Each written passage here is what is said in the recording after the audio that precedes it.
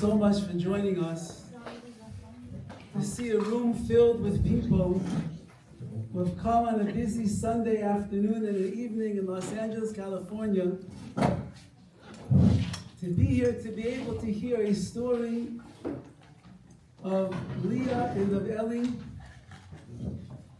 a story of the Jewish people.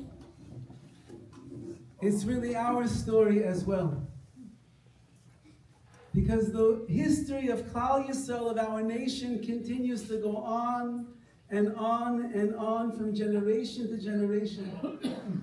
And when we look back and we see the courageous warriors who gave of their self, of their lives, of their souls, of their essence of who they were and who they are.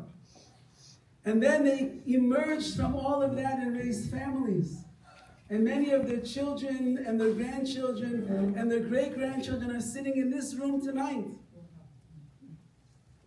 So this is the glory of our nation, and this is the secret of our nation as well. When Moshe Rabbeinu, our great leader, encountered Hashem for the first time, he was herding the flocks of his father-in-law in the desert, in the wilderness. And suddenly he sees a phenomenon that no one ever saw before in this world. He looks and he sees a bush that is burning. But it is not being consumed. How does that work? If you have a bush that is in the wilderness, it's dry.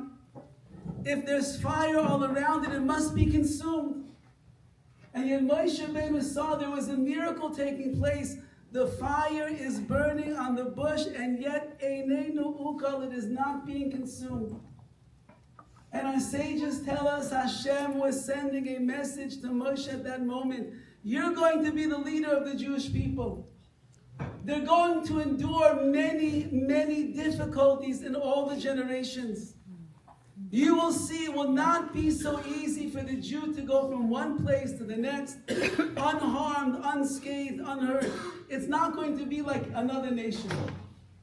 We'll have pogroms, there'll be inquisitions, there'll be destructions of the temple, and one day there'll be something called the Shoah, called the Holocaust. But you must know that as much fire as there is surrounding the Jewish people, Eineinu Ukal, we are never consumed. We continue to burn on, we continue to fight on, and we continue to stand strong. People of our faith, people of our belief, people stay connected to God, and people that continue to share their light and their message of the glory of the Jewish people. And therefore, it's really a privilege to have tonight with us two women that are rarities in the world today. Two sisters who miraculously survived the Holocaust in a very miracle kind of a way, as they're going to share their story with us. Every single person that is a part of this story, each one was just another angel that Hashem sent to carry them along every step of the way, so that they should be sitting here today surrounded by their family and their friends. And we are the beneficiaries. We're going to be able to hear the story and to be inspired. So before we begin to hear Leah and Elly share their story, the inseparable sisters who, together with their courage and their faith and their love for one another, bonded together in very difficult times, and Hashem saved them, we're going to ask one of their descendants to come to introduce them properly. It's really an honor to call my dear friend Mark Rubin, who's had the idea to make such an evening.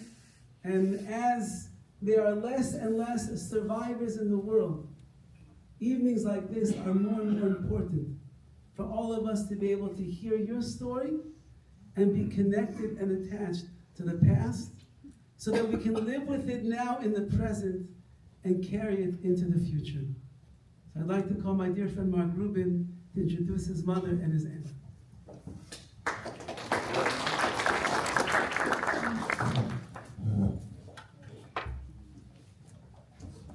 got a full house here today. Thank you so much, everybody, for coming. And you know, on a Sunday in 100-degree weather, it's not easy to get out of the house. Maybe air conditioning helps here, but thank you for coming. You know, when I grew up, you would hear, you know, anti-Semitic remarks every now and then in the playground. As a kid, you would hear it. You'd think, you know, it comes, it goes, and it's not going to be part of your life. But I can tell you, as a new generation after my mom and her sister, that it's never really gone away. In fact, we hear, you know, leaders of countries espouse the Jewish people. We hear presidents and leaders of universities do the same thing. We hear it joked in the street, in the gym. I've seen it in the workplace firsthand on multiple occasions with employees myself that I had to deal with. It's something that has become kind of like no big deal in a lot of people's minds.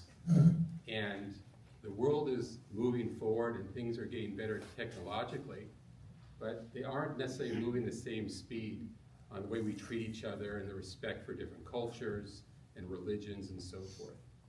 So I feel really honored to be able to have, you know, my mom and my aunt, Tantalia, here to give their story, because it's a small window that we really have to hear it firsthand from survivors. We hope it's a long window, but it's a short one, right? They were very young when they were hidden, and you'll hear their story in a moment. But a lot of the folks that were a little older are no longer with us to tell their stories. So a lot of folks may have seen pictures, you know, throughout their education about the Holocaust. They maybe had relatives, they've heard firsthand stories about the Holocaust, videos, maybe some have even ventured to go to the Museum of Tolerance or Yad Vashem or different organizations that highlight what happened to the Jewish people. But a lot of folks who went through that time don't tell their story. They're reluctant to tell their story.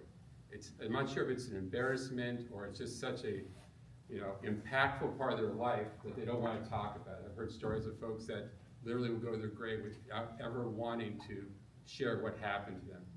So I encourage you all, if you know somebody that survived the Holocaust, to document it, to video it, to write it down, just to put all those memories together, because as much as I'd like to believe that this is going to go away in my lifetime, I think we're all going to be honest with each other. It's probably going to go for multiple lifetimes, not longer. This is just something we have to endure and learn how to deal with properly. Okay? So without any more waiting here, I'd like to invite my mom, Elly Rubin, and my aunt, Tantalia, Leah Frank, to please share their story with us so you can all experience what they went through.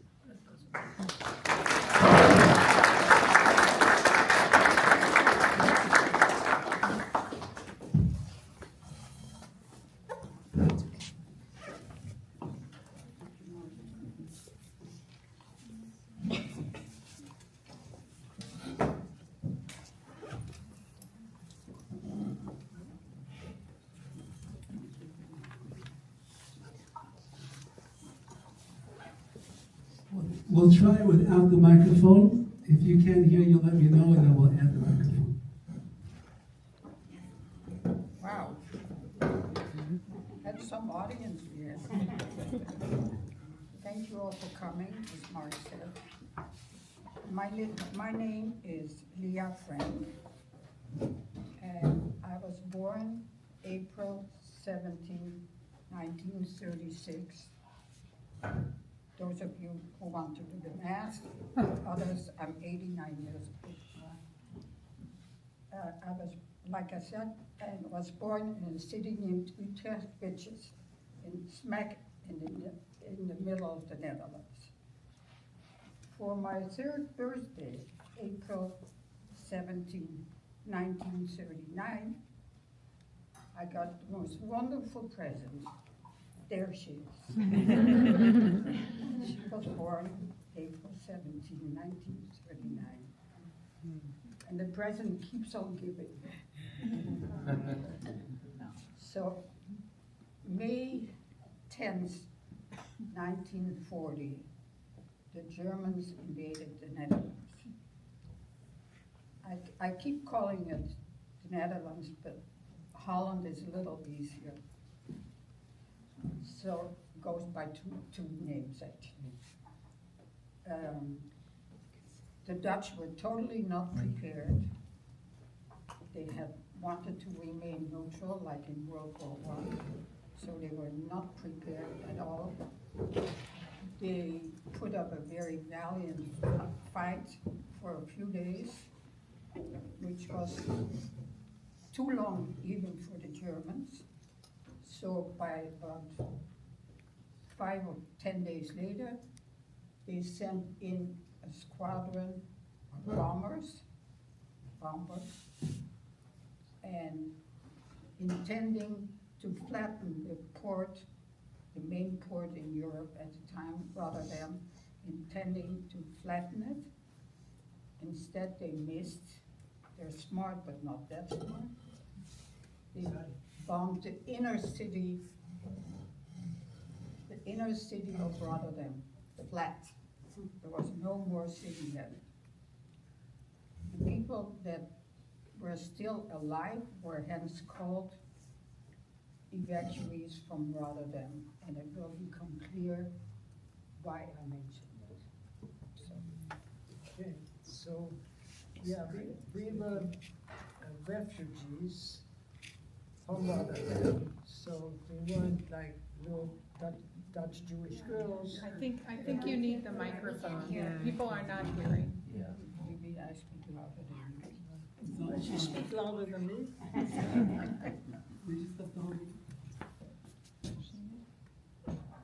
Is it on? Can you hear me now? No. It's not, it's not. Talk on the Hold top. it by your mouth, hold it like this. Go close. Pretty soon I'll eat it. Anyway, so we weren't Rotterdam, we weren't from Rotterdam, we were from Utrecht. It's not. We were still Just in- one second, you're gonna jump. Oh, it's Closer than you think. Okay, can you hear me now? Yeah. Okay, Closer, closer. okay, like this? Yeah. Okay, I don't want to be too loud, you might not want it. Okay, so we were from Utrecht.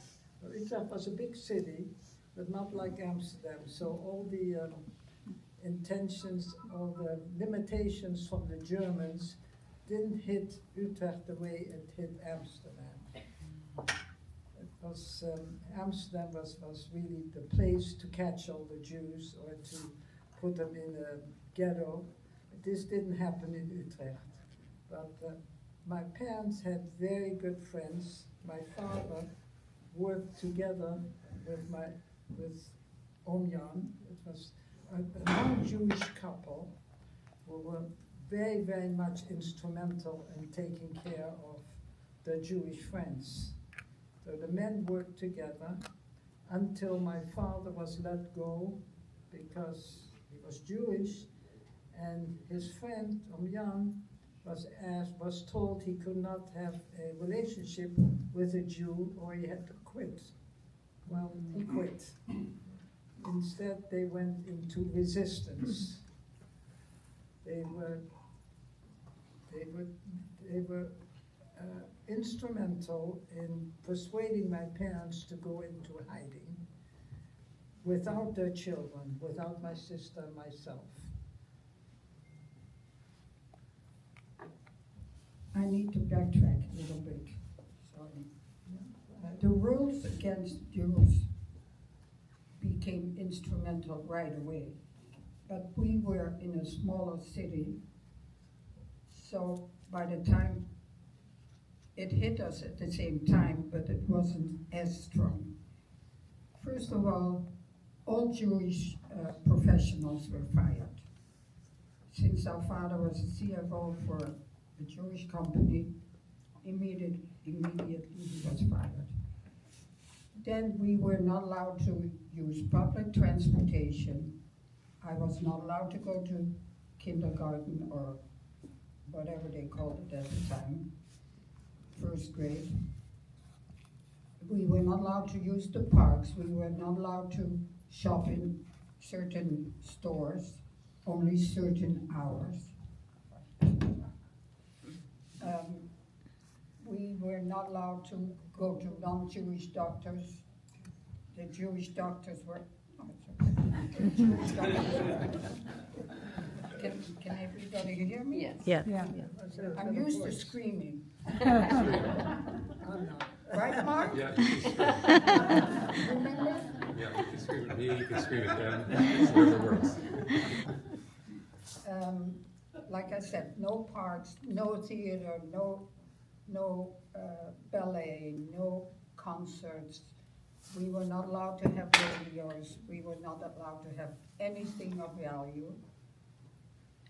Nobody was actually allowed to have a radio, but people hid them under the floorboards because our dear queen had left the country a few days after the invasion.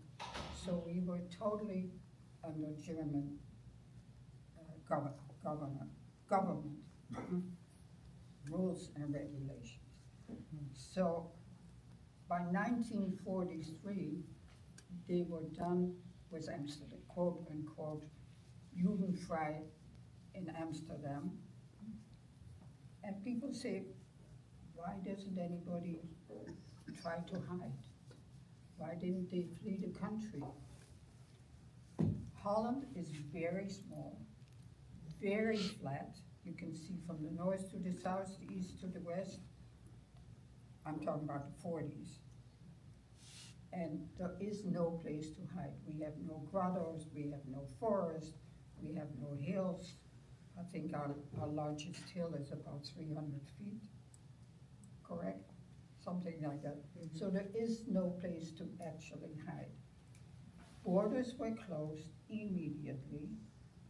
Some people were able to get out via boat to England, very few. Some people were able to get out over the border, very few. So Amsterdam was done in 1940, beginning of 1943. They came to Utrecht, and that is when the talk came about people going, our family going into hiding. Before the war, we had, I'll give it to you. We had two grandmothers, a grandfather, lots of uncles, aunts, friends, all coming to the house. After the war, we had one uncle left and one sister. That was it. So that was the beginning of 1943, or middle of 1943. So there was no place to hide, so the only place to hide was if people would volunteer to take in people.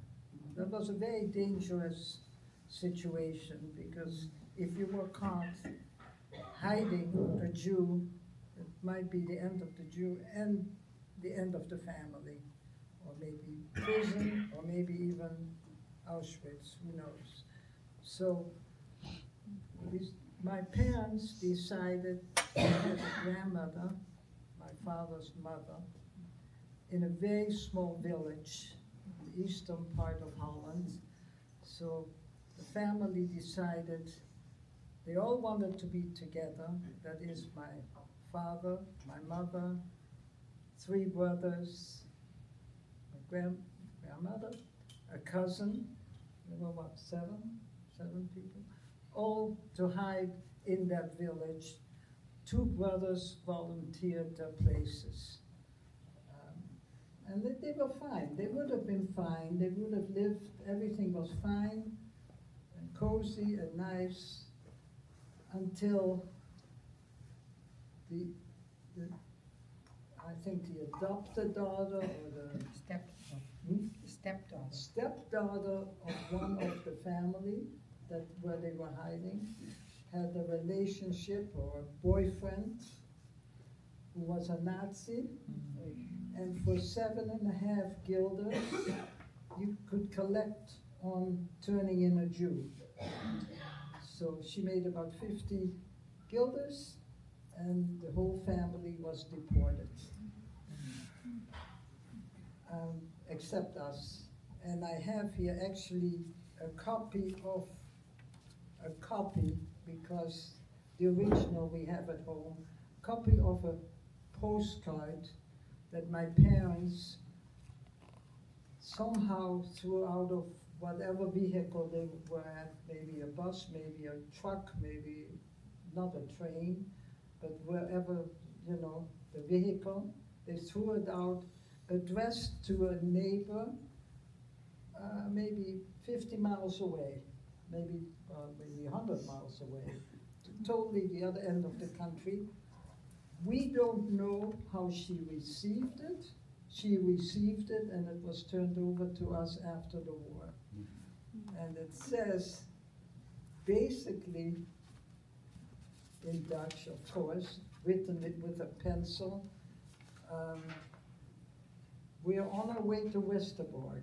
Westerbork was the, what is it?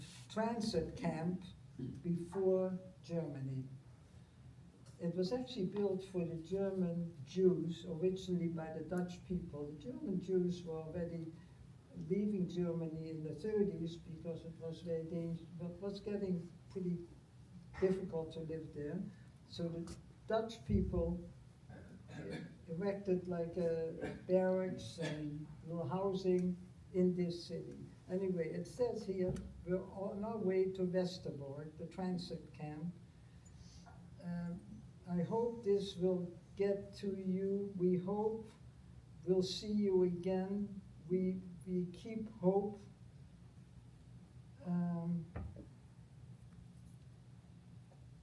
Please take care. No, it's please give kisses for the kids. I still hope to write on our way back. I hope we see each other in the future. Please take care of our children. That is the last correspondence we have of our parents. Our parents were sent to Auschwitz, Sobibor, Eastern Europe, Middle Europe. They all perished. I don't know, I think my mother might have died from typhus or maybe from a broken heart. That nobody really knows. We get different reports. It doesn't really matter at the end. But anyway, so that left the two of us. Of course, we didn't know anything like that. We were told when we were going into hiding that we're going with these friends of my parents, and they were very good friends. We're going away for a couple of days. We'll see our parents in a couple of days. And we were fine. We weren't sad to go with these people because they were like uncle and aunt. It was the day after our birthday. I think to this day we celebrate our birthdays. Every birthday we celebrate because that's probably what my parents wanted, you know. No, Okay. I thought she wants to talk. We take our turns. Anyway, so then there was the job of finding hiding places for us. But for my sister, it wasn't so difficult. My sister, as you can see, she was blonde. was blonde and blue-eyed and light eyes, light skin. I had dark hair, dark eyes, and in Holland that meant you're Jewish. Here it means you might be Spanish, you might be from South America. In Holland you were dark eyes, dark hair, you were Jewish. So for Leah, it was pretty easy to find a place. For me, it was more difficult. Not that I remember, but I was told not everybody wanted me. Some people had an issue. You know, it was I don't know, would anybody here do it? I don't know. Would I do it? I don't know. But they found a great place for me. Big family on a farm. And I was just the age of one of their sons. I have a picture, the two of us, we were like the twins. And when the Germans came, we were sent out in the country, the two of us, and nobody ever suspected anything at that point. I'll let you take it over for a little bit. Then I'm going to run the call. For me, like I said, it was not that easy to find people. People were not exactly standing in line to do a good deed because the punishment could be either husband and wife, the whole family, you got caught. Anyway, I landed with a doctor's family about maybe 50 miles away from Utrecht, in a city named Amersfoort. I was left with them, and there was the father, the mother, and guess what? There were two little girls, both blonde and blue-eyed. I was 7, Pauline was 6, and Francine was 2 weeks younger than Elly. So she was 4. So the first evening, I got acquainted. They put me, and the doctor he was an ophthalmologist. He and his wife worked the practice downstairs. So we were told we could not go downstairs during office hours because a doctor has to treat anybody, good or bad. Anyway, they put me to bed at night in a nice big room. We had a big house. And I started to cry, and they said, "Why are you crying? You don't have to be afraid." Did I know anything about being afraid? I said, "I'm not afraid. I want to sleep with my sister." So, smart people as they were, they put my bed the next morning in with the girls, and for well over 2 years, the 3 of us slept in one big room. And we, 3 kids are not supposed to get along, but we got along really well. Maybe because the others were more quiet. I don't know what the story is, and I'm still in touch with one of them. The other one passed away. So I stayed there for well over 2 years. In the very beginning, I was allowed to go outside with the family until someone from Utrecht, my city, recognized me on the street. But he was a good person. I don't know if it was a man or a woman. I thought it was a man, but I don't remember. It was a few years back. We pretended not to know each other, but word came back that I should not be seen on the street again, because if he recognized me, someone else may also recognize me. It was a very nice family, very quiet, different from our own family. Our own family were huggers, kissers, this and that. This was a family that was not a lot of physical contact, so that possibly because of health reasons, I don't know. Not even with their own children. I was treated no different than them. They had a housekeeper who was not allowed to travel anymore to see her own parents. She'd been there for years and years. So they hired a new housekeeper because there were 3 girls, 4, 6, and 7, and whatever. And they thought we needed some leadership or whatever. And one day she cornered me. She was a young girl, and she kind of, it's a funny thing, after all these years, I still hear her voice. She cornered me and she said, "What kind of parents do you have? We don't hear from them, they don't call," but the doctor had a phone. "They don't come, there's never any mail from them." And I said, "I don't know, I'm an evacuee from Rotterdam and we were bombed. I don't know where they are." So she was not very happy with that answer. But I had to tell my hiding parents in the evening, and obviously she had to leave. So that was really the only time that I was close to, had I misspoken, it could have been a chance that she's a Jewish girl and she's hiding with the doctor and blah, blah, blah. So until until the end of the war,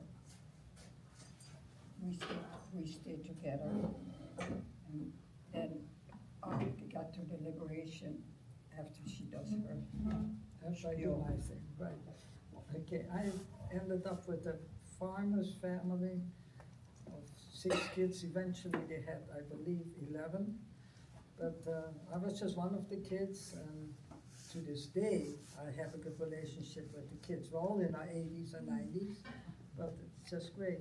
But I couldn't stay there for long. I stayed only for 6 months because they were just off the highway, and Germans would just take the freedom and just walk over and get what they needed or ask for what they needed. And they just walked right into the house, right from the street. So it became a little bit too dangerous because I was only 4. I might have been in the house.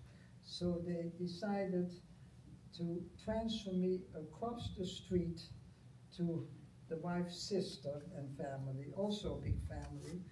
But there was a river between the highway and the farm. So in order to get to the farm, you'd have to take the boat, and the boat was anchored with a chain. I don't know if they still make them, but you have to pull the chain from one side to the other. And but if they didn't release the boat on the farm side, then you couldn't get the boat, so you couldn't get to the farm. So I stayed there for 2 years. They were very poor, but they were very loving, very affectionate to the last day. I always thought that they loved me more than their own kids because they were just so loving with me. But there were a couple of times when there was a rumor. It wasn't just a rumor. They came looking because they knew there was a Jewish child in the village. So they came to the senior, the father, the husband's father, who had the same name, and he lived at the highway, and I think they searched his house 2 or 3 times for me. Of course, they didn't find me there. But then there was one time where they said they knew where I was, and they thought they knew where I was. And my aunt, I called her Tante Cor, told me later, said, what can I do with a 4-year-old? She had some workers that didn't want to go into the army, so she sent them to hide under a haystack. But she couldn't do that with me. I was too small. So it's a true story, but you might think I made it up. She prayed. She really prayed. She was very, very religious. I prayed 3 times a day, not more. And she prayed to God, and they never came to the house. They stopped 1 house away, so they never came.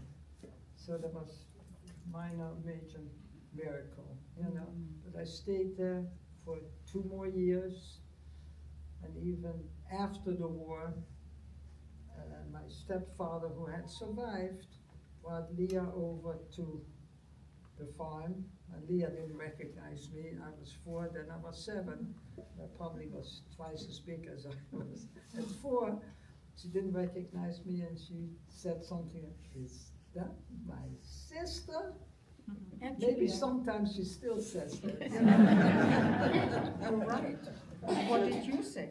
So she stayed with me for another 3 to 6 months. There was no housing, there was no food, there was no transportation. Everything was rationed. So my stepmother, my uncle's wife, was quite savvy. She had street smarts. So she got hold of an old house in Amsterdam.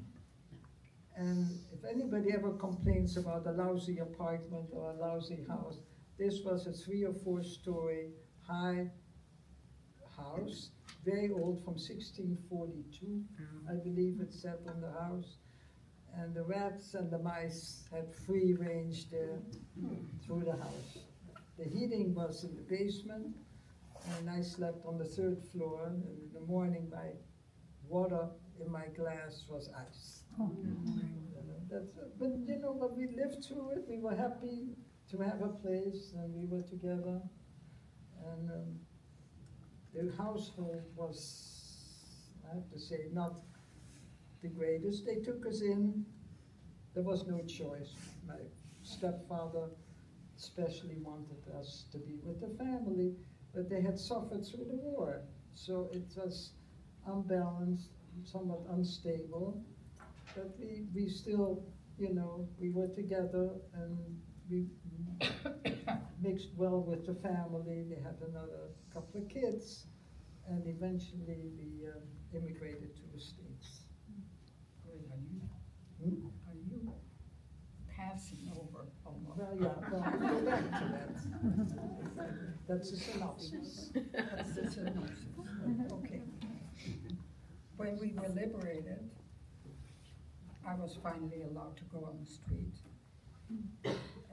The trucks and the jeeps and whatever they rolled in is all good-looking soldiers, of course. We were allowed on the street. We got chocolate. We got white bread, which nobody wants to eat these days because it's not healthy. But it was very healthy for us. And I must say, Elly was on the farm. She did not really suffer from hunger, I'm assuming. And being in a doctor's family, instead of the patients brought in 2 eggs as payment. There were some outlying farms there, or a little bag of potatoes, or a little bag of flour. So we were not starving, but we did have to eat flour bulbs at one point. And they don't taste good, let me tell you. Anyway, after my uncle came and found out where I was and where Elly was, he asked permission to take me there. Like she said, I did not recognize her, but in the evening, or maybe the next morning, I had to go back to my own hiding place. What happened? I said, I'm not going. I won't see you for another 3 years. Of course, I had to go, but an arrangement was made between my family, my hiding family, and Elly's hiding family that I could move in with her. And like Elly said, they were very poor in material, but very high in love and kindness and religion. So parents number 3 for me. I had to get used to that again. And yes, we did pray and we did read the Bible. So I made up for past time. So anyway, when my aunt finally found housing, we moved to Amsterdam, which was the end of 1945. And like Elly said, it was somewhat of an unbalanced family. All we ever heard from my aunt was, all I ever wanted was one boy, and here I have 4 girls, with whom she did not really get along, especially me. But that was one of the kinder remarks. It was also said if we sometimes didn't behave, and nobody else would have wanted you, so we're glad we took you. Things like that we heard through our lifetime. Anyway, they did take us in, and it wasn't all bad, and it wasn't all good. But we had a family. So, and there were 2 personalities there in my end, one for the outside and one for the inside. And me being the oldest and having the biggest mouth, I really suffered from it. I really did. I always say the Holocaust was not really over when the Holocaust was over. There was a great fallout from both mental and sometimes even physical. Anyway, we lived all together. Like she said, my aunt was very savvy, and she got us on a program to go to Denmark, where people volunteered to take children that had suffered during the war. I don't even know if it was only Jewish children. I don't know what the organization was, but she got us on the program where people would keep a child for 1 month.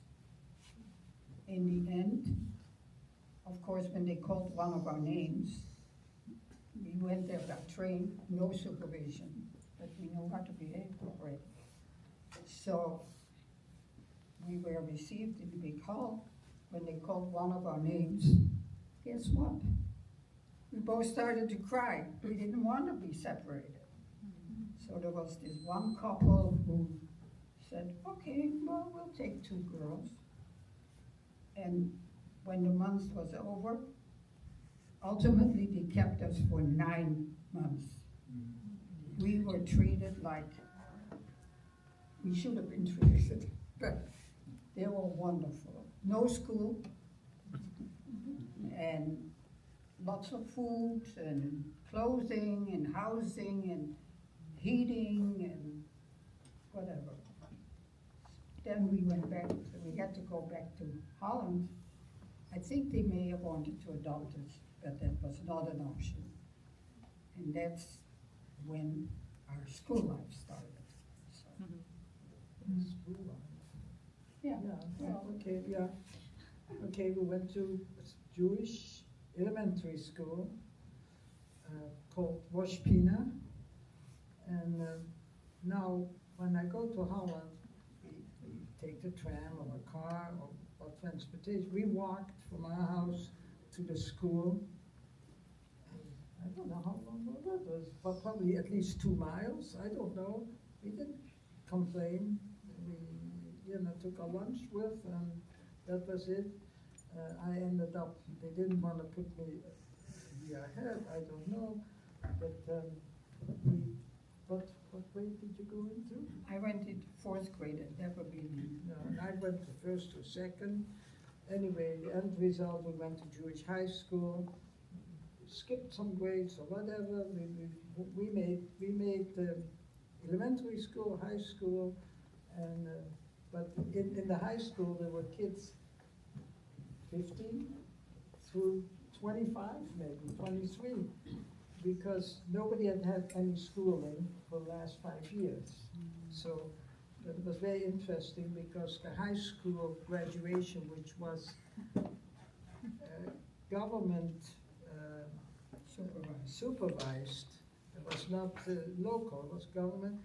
The Jewish high school had the highest rate of passing in whole Holland. They were smart kids, they became lawyers, doctors, whatever. But even though they had gone through probably hell and that, But anyway, in 1956, we had the Hungarian uprising in Europe. So my stepfather said, not again. World War III, we are out of here. So they applied for visas, we had numbers, we had to wait. It's not like what's going on now. We had to wait our turn, and we immigrated in 1957. And we immigrated to New York. From New York to California by plane was like 11 hours. And no food. And no food, right? But anyway, we ended up in Los Angeles. The girls, the 4 girls, the 3 girls had to take a job because the immigration cost so much. So Leah was 21, I was 18. My stepsister, well, we called sister. We never said stepsister or stepbrother, that wasn't in our vocabulary. So the 3 of us took a banking job because low pay but good benefits. It probably still is like that, but and we put all our money together and gave it to our parents to pay for the rent, and eventually we got a car, family car, and that was a new life. We started in a way with nothing, but we had to build up. My sister got married in 1959. I got married in 1962. I have 2 children, they're both here.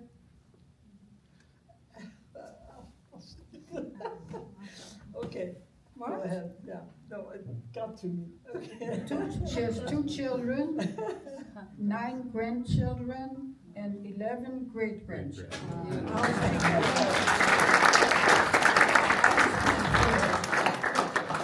She's the brave one in the family. I have one daughter who's sitting over there. I have 2 grandchildren who are nowhere to be found. One is in Indonesia right now, the other one is somewhere else. And I have no great-grandchildren. Yes. But I get to share hers all the time. And when I don't show up, they ask where I am and why I didn't come. So that's part of my new life. So I got married in 62, 59. She was born in 62. Not the other one. Anyway, we eventually our uncle and aunt died, of course. Unfortunately, our uncle died as a direct result of the Holocaust. He had 1 heart attack while sleeping, nightmares, and the second one was fatal. And so my aunt lived a few years longer, and we took care of her as well as we could, because she was definitely not an easy person. But this is, I think maybe our generation is the last one that takes that responsibility, even if they're not treated the way they are supposed to be treated. Okay. My husband passed away in 2004. He was only 70. It was really very tragic. Leah's husband passed away in 2014. 3 years ago, I needed hip surgery, which I didn't think it was a big deal, but I approached my sister at the time and I said, hey, I need a nurse for a week. The doctor says, I need somebody with me for a week. I was living alone. Can you come for a week? Well, she's still there. She officially moved in with me. And I want to tell you, we look very different. We are very different. In every way, politically, taste, religion, observation of life.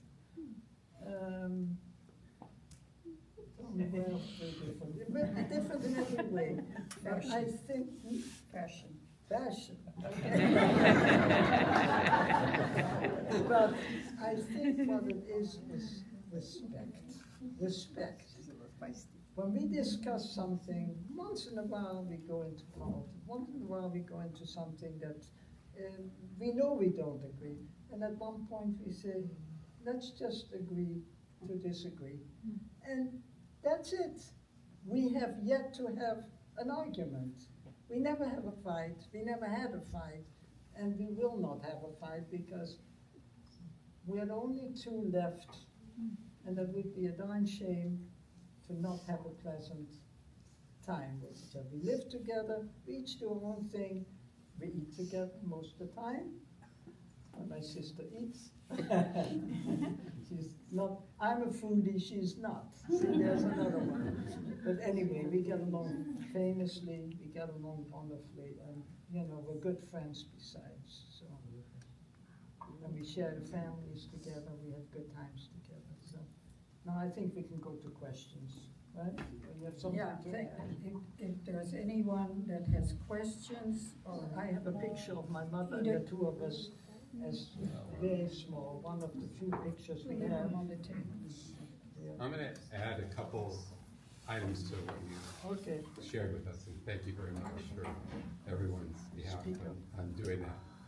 I've never been accused of having a quiet voice, so that shouldn't be a problem. So Tenta Core who took care of my mom, who hid her during the time, had how many kids? She had, in the end, she had 9 kids. 9 kids. Blonde, blue-eyed, like herself. And it was a huge risk that she could lose her entire family by hiding my mom. And I was the 6th at the time. right. And she was devout Catholic, I believe? No, Or which it's one? Dutch Reform. Dutch Reform, okay. Who had the best record in Holland as saving. Okay. So she was hidden by somebody who really put it all on the line to save her. So fast forward, my sister and I, many years ago when my dad was still alive, for my mom's, I believe it was 40th anniversary, we wanted to surprise her. And Tante Cor was getting older and it wasn't really easy for her to travel anymore. So what we did is we got in touch through some people we know in Holland, arranged with the doctor that's okay for her to travel. We had somebody bring her out here. We literally put her in front of my parents' door in Santa Monica, tied a bow on her, literally, knocked on the door and videoed it, right? And my mom was in tears opening the door. That was our gift to her, to do that. Now, Tante Cor, really from my sister and my perspective, was our grandmother. That was my mom's mom, not the natural mom, but the one that took care of her when she's such a young age, right? Tante Cor would treat her like her own daughter. Loved her to death. I remember vividly seeing her like in my parents' living room in Santa Monica. She would sit next to my mom and stroke her hair. It was the brunette she always wanted, is how she referred to my mom. So I got the pleasure of bringing her back to Holland. Now, Tante Cor didn't speak English, and my Dutch was so-so. And we got an airplane. I flew her back to Amsterdam. You know, a couple hours in, we're sitting there, and I shared the story of why we brought her out with one of the stewardess who was so moved. We moved us to business class or first class, whatever it was at the time. Brought us some wine, complimentary of the airlines. We had a couple of drinks. All of a sudden, her Dutch I could understand. And all of a sudden, my English she could understand. And we talked about everything for another 10 hours of the flight until we got to Holland. I stayed another week or 10 days, and they eventually came home. But this was a person, again, that put it all on the line. And again, go ahead. I want to interject something. Yeah. We loved her so much that we brought her out for every occasion, Yeah. the family. She spoke at your wedding. She spoke at Sharon's wedding. She was here even for an Sharon. She was here for bar mitzvah. She was. Yeah, she was part of it. She is the family. She was like an honored guest everywhere when she came in. And we also arranged, you have more of the details, to get the Yad Vashem Award Right. for her as well. Do you want to explain? Oh, yeah, Yeah. we Well, missed that one. We did for all rescuers that were involved, Tante Cora, Tante Beentje, my rescuers, Tante Wil, Oom Jan, they all got the Yad Vashem. They all have a tree. Some of the trees have died, now they have a plaque. And Yeah, we went to they were- visit it, and even Kayla went to visit, and Yeah. Jansen went to visit, took pictures in front of the plaque and the tree. And our rabbi at the time in Santa Monica, Rabbi Lutanski, even had a necklace made for Yeah, her he- that he said, save arranged- one Rabbi person. Lutanski Yeah. arranged for the necklace, it was made by Avram Plotkin, a good friend of ours, within days, and we presented it to her. He said, you save one person, you save the world. Right. We give You them. should also mention she spoke at my wedding, and you should mention what happened when she spoke at the Oh, wedding. she spoke at Sharon's wedding, and it was, I have to say, it was a very Orthodox wedding. Very Orthodox, I mean, all black-hatted, kind of, not all, but a lot of them. And she spoke, and of course, I think Leah translated, because I was part of the party. And then afterwards, all these men were totally I say, and swore to meet in person a righteous Gentile. They had never met a righteous Gentile in person. They had heard about it, they had read about it, but they had never met one. That was their So they loss. felt very honored to meet her. And she was gregarious. She didn't speak a word of English, but she was talking to everybody. Well, they spoke Yiddish and Dutch, you know, so they could get the idea of the conversation. Anyway, yeah. These families that took you in, the different families at the different times, how were they compensated? Did your stepfather arrange money, or they did it just No for money. free? Just No for free? money. In our case, there was no money involved as far as we know. I asked my Tante Cor, I have to ask you just so I know, were you ever paid anything? I said, paid what? No. They But loved- some families, Some families wanted payment, and some families, you know, when payment stopped, then they stopped. yeah, they stopped and they betrayed their Right, people. right. Yeah, Well, I don't know if they betrayed him, but they put him out on the street. yeah. We know, we had friends that were actually put out on the street. Mark? How did you maintain your Jewish identity being so young? My mother-in-law was also hidden, but she was basically raised as Catholic, even though her parents were Jewish. So how, like, did they? Well, we went to Jewish school, so we But had how? some. After the war, we went to Jewish. Yeah, so After- during the war, I mean, you were, that No, was 6, 7 no, years. there was no religion involved in my case at all. A memory came back to me because we saw a bunny on the street the other day. And I remember now, and I was not brought up religious. I was just traditional. Went to shul with my father on the high holidays, and of course she was very little. And a memory came up when I saw that bunny, and for one Christmas, there was no food, and somehow there was a rabbit. And I remember saying, I'm not supposed, that I knew, I was 7, 8. I'm not supposed to eat rabbit, and they said, there's nothing else. You eat what there is, or maybe I didn't eat it, but in my case, I was not brought up religious, so, I mean, traditional. But after the war, we went to Jewish day school and high school, and so it just came back to us. No, And Jewish, then she became Orthodox, and I the became, Jewish schools were not like here, like you go to Jewish day school and you get like candles and kosher and all everything comes with Shabbos and the holidays.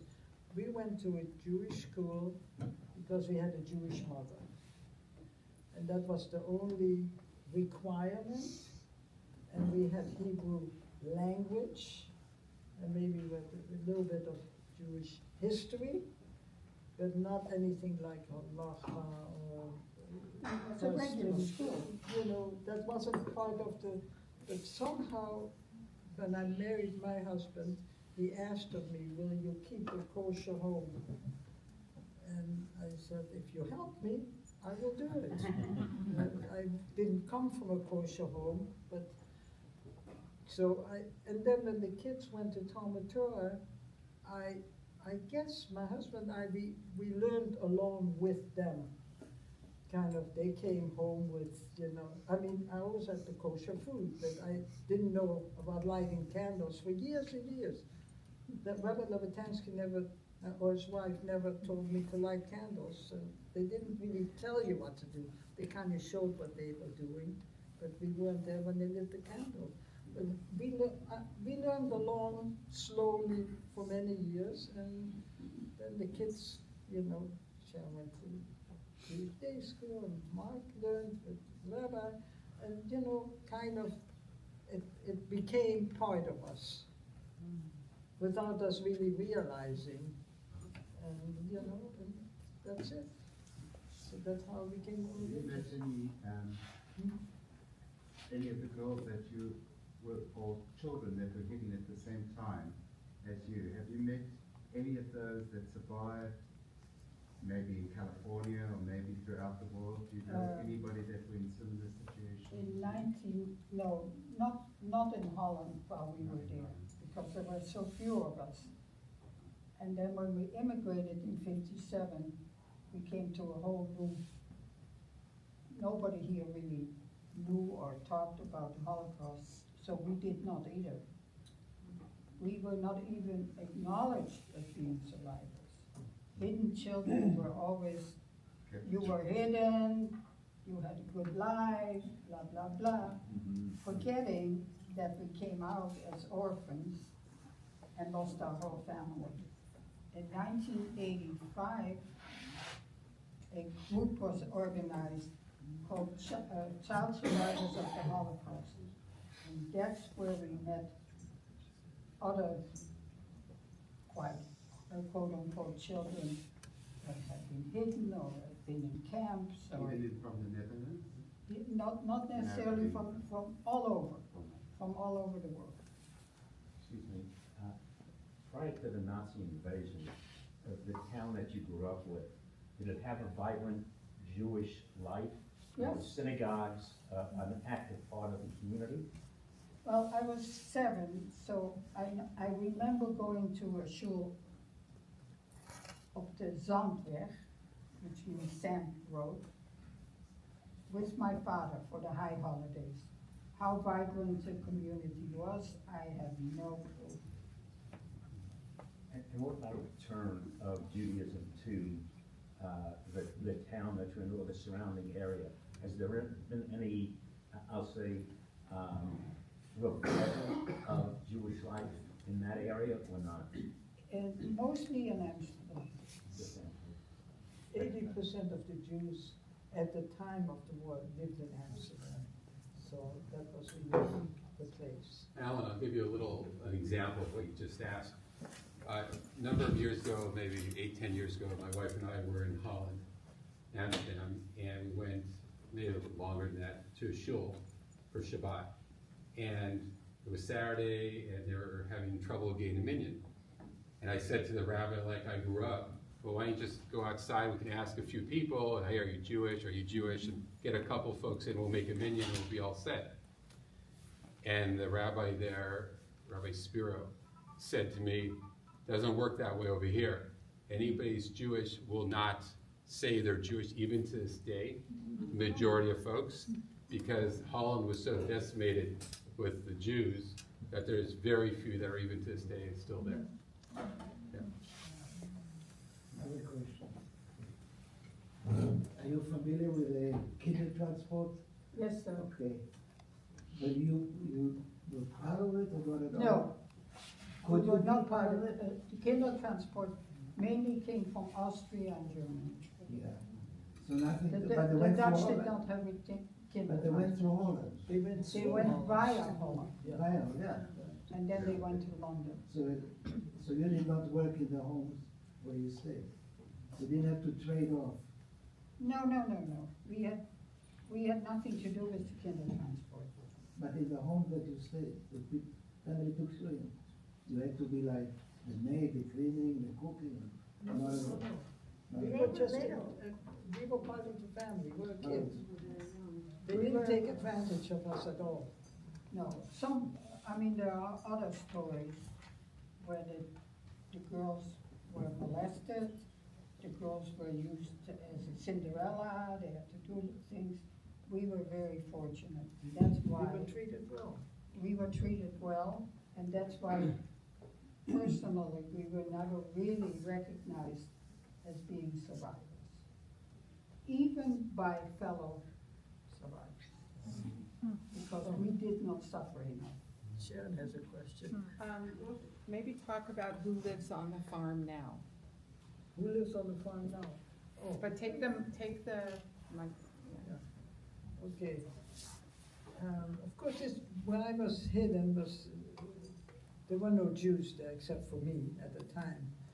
Now, every time when I went to Holland, half a dozen times, we always visited the farm. Even whoever lived there, well, there's a Jewish person living there now. She got married into the family. Her husband is not Jewish, but she's Jewish, and her mother's Jewish, grandmother, everybody. So I was told, you know, I belong to Chabad, so I have to say they're very much into lighting candles. So they said, next time when you go, bring some candles. I said, I don't know how they will accept that. I don't want to be pushy. I don't push the religion. Anyway, the next time I went, and she wasn't there. The husband was there. I said, well, I have some candles for your wife for Friday night. He said, oh, she'll be so happy. And next time when I saw her, she thanked me. So it's just a small thing that there's now a Jewish person living there. I believe she's like one of the only Jews living in Yeah, that she's the area. only Jew living there, In that right, village. in the village. Anyway, to conclude with my family, I had company about a year ago of the fourth generation of the people that hit me, meeting my second and third generation. So the grandson is one of the grandsons came with his wife and 3 children, and we shared a few. He wanted to know a few things because I'm the only one that can still tell him. My oldest hiding sister is still alive. The youngest one passed away about 2 years ago. And she was cremated at the time, and I was notified, but I couldn't go. It was like the moment's notice. So when Terry and I were in Holland, I think it was 2 years ago, they had waited with distributing the ashes until we were in town. No. So We we are gave very her, much in contact. the last honor of being here. Just want to say, you know, we're very much in touch with the second and the Second, third third, fourth. generation. And when we go, we're treated like a queen. I mean, this is the highlight of anybody visiting with them. And we're very pleased that everybody knows the story, that all the generations know the story. And they even let us know when there's something in the paper about, you know, memories, or when they speak about the Holocaust, they let us know. So it's very much still ingrained in the family. Any more questions? I have a question. Does anybody recognize us from the picture? It talks around, or is it, are you We talked to the Museum of Tolerance, LA, Holocaust Museum of Los Angeles, schools, etc., wherever they want it.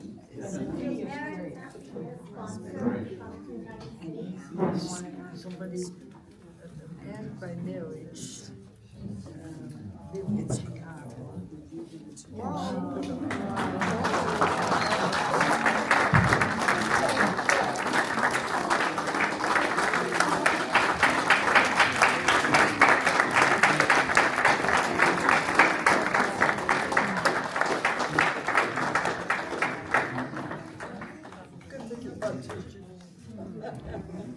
Thank you, everybody.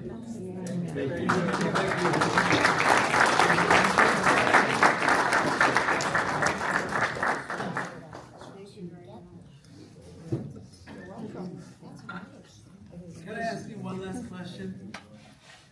Can you leave us with a message for the Jews of our generation? The world is going crazy. Anti-Semitism is skyrocketing. Jews are getting, in America, they're getting nervous and afraid to be known as Jews. There's wars going on in Israel. People are anxious, they're nervous, they're frightened. You were young little girls, and you survived the greatest horror of the last generation.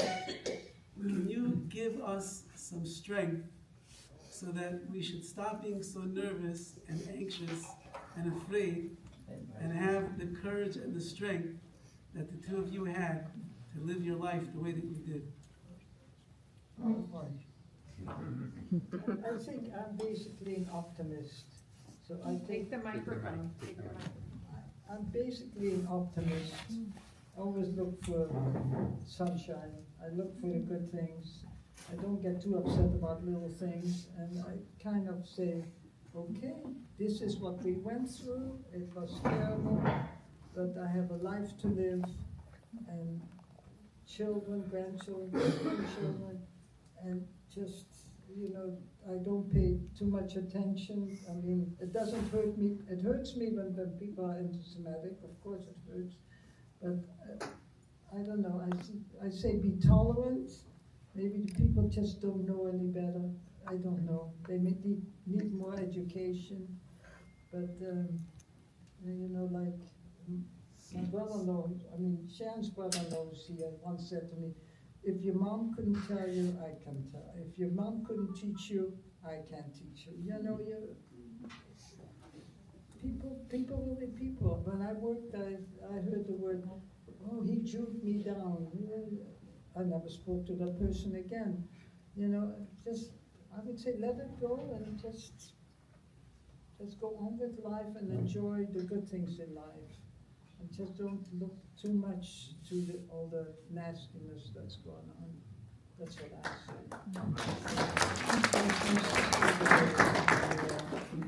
say. This is what I tell my sister too. And I say dying.